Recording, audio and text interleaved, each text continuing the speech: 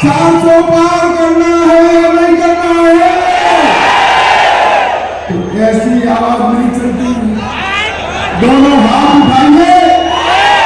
ये ऊपर कोने में खड़े वो भी उठाए जरा, दोनों हाथ उठाए।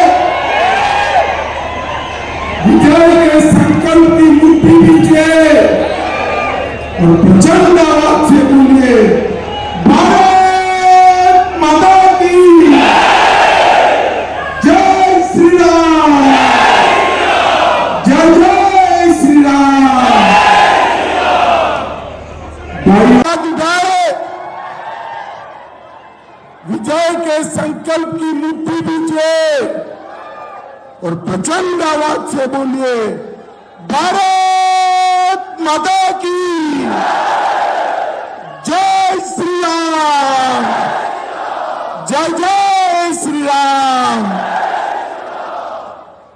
भाई और बहनों, आज मैं यहां पर हमारे सांसद अरविंद धर्मपुरी को जिताने के लिए उसकी अपील करने के लिए आया हूं। अरविंद धर्मपुरी के लिए उनके स्वागत में जोर से एक बार ताली बजाकर स्वागत करिए हमारे सांसद का। आज मैं यहां आया हूं तब नवनाथ सिद्धेश्वर मंदिर, त्रिवेणी संगम तीर्थ क्षेत्र, बिचपल्ली रामालयम मंदिर और सरस्वती देवी को प्रणाम कर मेरी बात की शुरुआत करना चाहता हूं। भाई और बहनों, समय थोड़ा गड़बड़ा गया है। आप लोग इतनी बड़ी संख्या में उपस्थित हैं, मैं लंबी बात आपसे नहीं कर सकता, परंतु मैं पहले आपको पूछना चाहता हूं, आप मोदी जी को तीसरी बार प्रधानमंत्री बनाएंगे ना? देखो भाई, अरविंद धर्मपुरी के नाम के सामने कमल का निशान है। किसका निशान है? जोर से बोलो, किसका? और कमल के निशान पर बटन दबाकर जो वोट अरविंद को दोगे, वो सीधे सीधा मोदी जी को प्रधानमंत्री बनाएगा। भाई और बहनों, मोदी जी को प्रधानमंत्री बनाने का मतलब है इस देश के अर्थतंत्र को दुनिया में तीसरे नंबर की इकोनॉमी बनाना, इस देश से आतंकवाद और नक्सलवाद को समाप्त कर देना। और भाई और बहनों, मैं सीधा मुद्दे पर आता हूं। मुझे बताइए, अयोध्या में राम मंदिर बनना चाहिए था या नहीं बनना चाहिए था? अरे जोर से बोलो, बनना चाहिए था या नहीं बनना चाहिए था? एक कांग्रेस पार्टी जो है, राहुल बाबा की पार्टी, एक कांग्रेस पार्टी 70 साल से राम मंदिर के मुद्दे को अटकाकर, लटकाकर, भटकाकर चलती थी। आपने अरविंद को जिताया, दूसरी बार मोदी जी को प्रधानमंत्री बनाया। मोदी जी ने 5 ही साल में केस भी जीता, भूमि पूजन भी किया और 22 जनवरी को प्राण प्रतिष्ठा कर जय श्री राम कर दिया। भाई और बहनों, ये कांग्रेस पार्टी देखिए, ये मजलिस से डरते हैं, ओवैसी से डरते हैं। राम जन्मभूमि का जब प्राण प्रतिष्ठा हो रहा था, हमने उनको निमंत्रण भेजा, खड़गे जी को भी भेजा, सोनिया जी को भी भेजा, राहुल जी को भी भेजा, मगर वो प्राण प्रतिष्ठा में नहीं आए। क्यों नहीं आए मालूम है? बोलो क्यों नहीं आए? अरे वो अपनी वोट बैंक से डरते हैं, वोट बैंक से। उनकी वोट बैंक कौन है मालूम है ना भाई? पक्का मालूम है? देखो आप नहीं हो, कौन है मालूम है ना? अरे मैं बताता हूं, हम वो वोट बैंक से नहीं डरते। मोदी जी ने राम मंदिर भी बनाया, काशी विश्वनाथ का मंदिर भी बनाया और सोमनाथ का मंदिर भी सोने का बन रहा है भाइयों बहनों, सोने का। नरेंद्र मोदी जी ने हमारे सारे आस्था केंद्र को फिर से पुनर्जीवित करने का काम नरेंद्र मोदी जी ने किया और मोदी जी ने इस देश में से आतंकवाद को समाप्त कर दिया। भाइयों बहनों, कांग्रेस की सरकार चलती थी, सोनिया मनमोहन की सरकार 10 साल चली, आए दिन आलिया मालिया जमालिया आते थे, बम धमाके करते थे और चले जाते थे, कोई कुछ नहीं बोलता था, वो कदम भी नहीं उठाते थे, अपनी वोट बैंक से डरते थे। मोदी जी की सरकार आई, उरी और पुलवामा में हमला हुआ, मगर 10 ही दिन में मोदी जी ने एयर स्ट्राइक और सर्जिकल स्ट्राइक कर पाकिस्तान के घर में घुसकर आतंकवादियों का सफाया किया। नक्सलवाद को मोदी जी ने समाप्त कर दिया। भाइयों बहनों, झारखंड, बिहार, तेलंगाना, आंध्र प्रदेश, मध्य प्रदेश, महाराष्ट्र, बिहार, पूरे देश भर में से नक्सलवाद समाप्त हो गया, सिर्फ छत्तीसगढ़ के कोने में बचा है। अब तीसरी बार प्रधानमंत्री बना दो, अब नक्सलवाद को पूरे भारत से समाप्त करने का काम ये भारतीय जनता पार्टी। तेलंगाना वालों, मुझे बताओ, ये कश्मीर जो है हमारा है या नहीं है? अरे जोर से बोलो, है या नहीं है? एक खड़गे साहब कहते हैं राजस्थान और तेलंगाना वालों को कश्मीर से क्या लेना देना। अरे खड़गे साहब, आपका आयु तो 80 के ऊपर हो गया, मगर आप मेरे तेलंगाना वालों को नहीं जानते हो। तेलंगाना का बच्चा बच्चा कश्मीर के लिए अपनी जान दे सकता है, जान। 70 साल से ये कांग्रेस पार्टी धारा 370 को संभाल कर रखी थी, क्योंकि उनके मन में अपनी वोट बैंक का डर था। आपने मोदी जी को दूसरी बार प्रधानमंत्री बनाया, हमने धारा 370 को 5 अगस्त 2019 को मोदी जी ने धारा 370 को समाप्त कर दिया। और भाई और बहनों, जब धारा 370 हटाई तो कांग्रेस के शहजादे राहुल बाबा कहते थे धारा 370 मत हटाओ, कश्मीर में खून की नदियां बह जाएगी। अरे राहुल बाबा, 5 साल हो गए, खून की नदियां छोड़ो, किसी की कंकड़ चलाने की हिम्मत नहीं हो रही। कंकड़ चला, ये भारतीय जनता पार्टी की सरकार। मित्रों, कांग्रेस पार्टी कहती है कि हम वापिस आएंगे तो धारा 370 को वापिस लाओगे। अरे राहुल बाबा, शेख चल्ली के सपने मत देखो, ना आपको वापिस आना है, ना धारा 370 को आना है। भाइयों बहनों, मुझे बताओ, ट्रिपल तलाक हटाना चाहिए या नहीं हटाना चाहिए? जोर से बोलो, हटाना चाहिए या नहीं हटाना चाहिए? मोदी जी ने हटा दिया। एक कांग्रेस वाले कहते हैं ट्रिपल तलाक मत हटाओ, हम वापिस लाएंगे।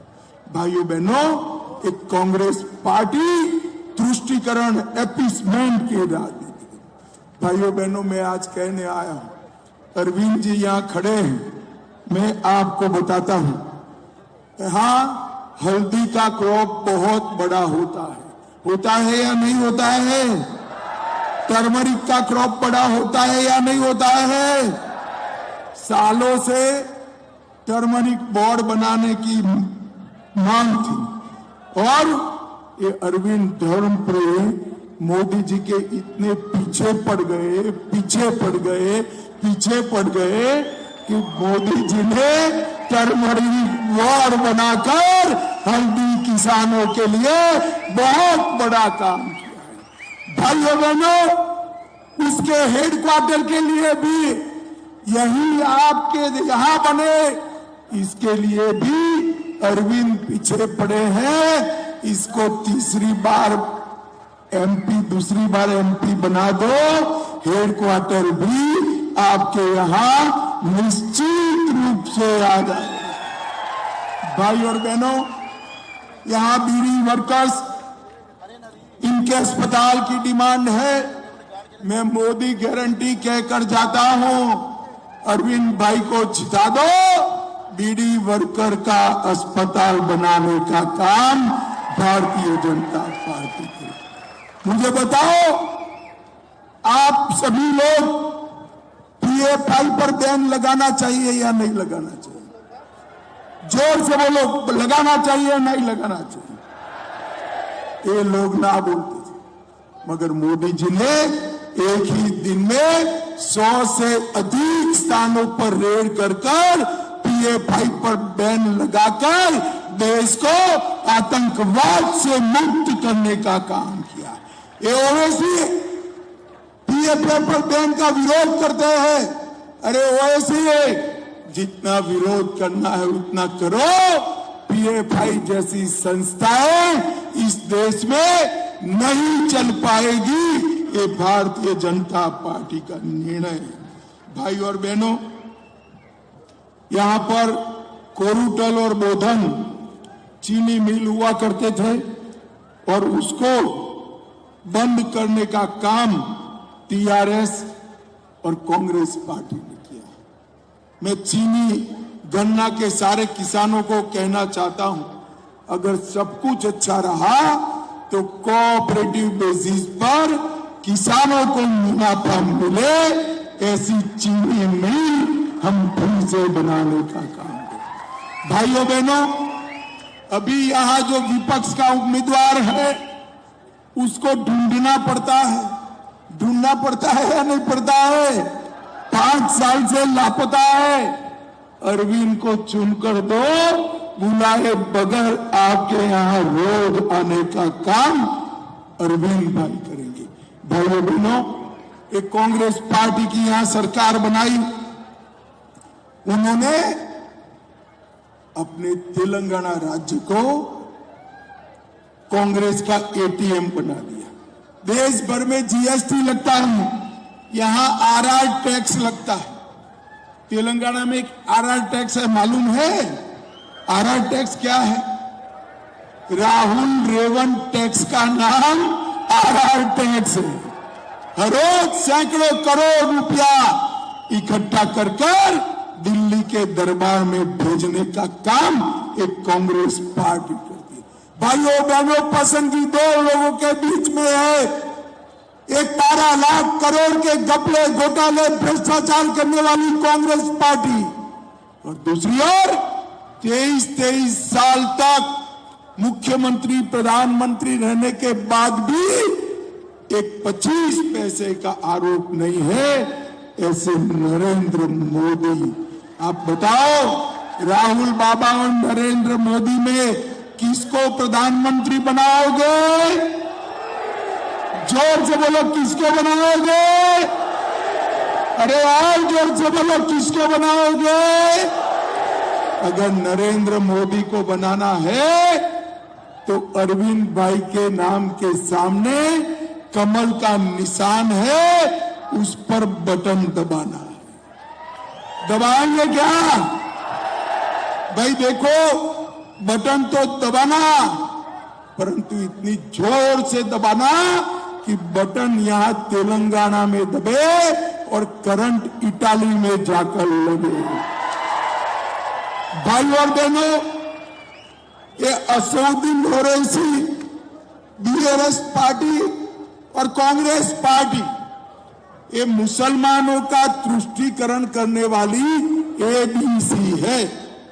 ए से मतलब है असदुद्दीन ओवैसी, बी से मतलब है BRS, सी से मतलब है कांग्रेस पार्टी। ये तीनों लोग इकट्ठा होकर मुस्लिम तुष्टीकरण में डूबे रहते हैं। ये लोग भगवान राम की शोभा यात्रा पर प्रतिबंध लगाते हैं, रामनवमी का जुलूस निकालने नहीं देते हैं, हैदराबाद मुक्ति संग्राम की याद में हैदराबाद विमोचन दिन मनाने नहीं देते हैं, ये सीए का विरोध करते हैं, ये UCC का विरोध करते हैं, और ये तीनों राम मंदिर की प्राण प्रतिष्ठा का भी विरोध करते हैं। भाइयों, मैं आपको बताना चाहता हूं, ये लोग झूठ के आधार पर पॉलिटिक्स करते। कांग्रेस पार्टी ने कहा मोदी जी बहुमत में आएंगे तो रिजर्वेशन हटा दी। अरे भाई, अक्कल कहां घास चरने गई है? मोदी जी के पास 10 साल से पूर्ण बहुमत है। कितने साल से है भाई? जोर से बोलो, कितने साल से? मोदी जी ने पूर्ण बहुमत का उपयोग रिजर्वेशन हटाने में नहीं किया, आरक्षण हटाने में नहीं किया, बहुमत का उपयोग धारा 370 हटाने में किया, बहुमत का उपयोग ट्रिपल तलाक समाप्त करने में किया, बहुमत का उपयोग राम मंदिर बनाने में किया, बहुमत का उपयोग PFI को खत्म करने में किया। भाई और बहनों, मेरे वीडियो से छेड़खानी कर फेक वीडियो बनाए और भ्रांति फैलाना चाहते हैं। रेवंत रेड्डी, ये अच्छा नहीं लगता है। फिर कहते हो कि दिल्ली पुलिस मेरे पीछे पड़ी है। भाई, फेक वीडियो बनाओगे तो और क्या होगा? एक केसीआर मोदी जी से हिसाब मांगते हैं, तेलंगाना का कितना टैक्स हुआ, हमें हिसाब दीजिए। अरे केसीआर, तेलंगाना हिसाब तो मैं आराम से आज जल्दी अगर आऊंगा तब दे दूंगा, मगर शराब घोटाले में तेलंगाना की जनता का कितना रुपया खा गए, इसका हिसाब आप तेलंगाना की जनता को दीजिए। भाई, तेलंगाना की जनता, भाई और बहनों, ये BRS पार्टी ने तेलंगाना को बर्बाद करने का काम किया है। मैं आपको बताकर जाता हूं, मोदी जी के नेतृत्व में आप एक बार फिर से सरकार बना दीजिए, तेलंगाना को देश का नंबर 1 राज्य बनाने का काम भारतीय जनता पार्टी करेगी। भाई और बहनों, मैं ज्यादा बात करना नहीं चाहता। मोदी जी ने देश के 80 करोड़ गरीबों के लिए ढेर सारे काम किए, करोड़ों लोगों को मुफ्त राशन दिया, शौचालय बनाया, गैस का सिलेंडर दिया, घर दिया, इसके साथ साथ नल से जल दिया। परंतु मैं आज एक बात कहना चाहता हूं, ये सारी योजनाओं में पूरे देश में सबसे पहला नंबर किसी MP का आता है तो आपके MP अरविंद पेदरमपुरी का। भाई और बहनों, आने वाले दिनों में चुनाव है, अरविंद को दूसरी बार संसद बनाकर भेजिए, मोदी जी के हाथ मजबूत करिए, हम तेलंगाना का विकास करेंगे, गरीबों का कल्याण करेंगे। मुझे बताओ भाइयों बहनों, कमल के निशान पर बटन दबाओगे? जोर से बोलो, चारों ओर उस ओर भी बोलो, जोर से दबाओगे? अरविंद को जिताओगे? मोदी जी को तीसरी बार प्रधानमंत्री बनाओगे? तो मेरे साथ दोनों हाथ उठाइए, उठाइए दोनों हाथ, विजय के संकल्प की मुट्ठी पीछे और प्रचंड आवाज से बोलिए, भारत माता की वंदे वंदे, जय श्री राम, जय जय श्री राम।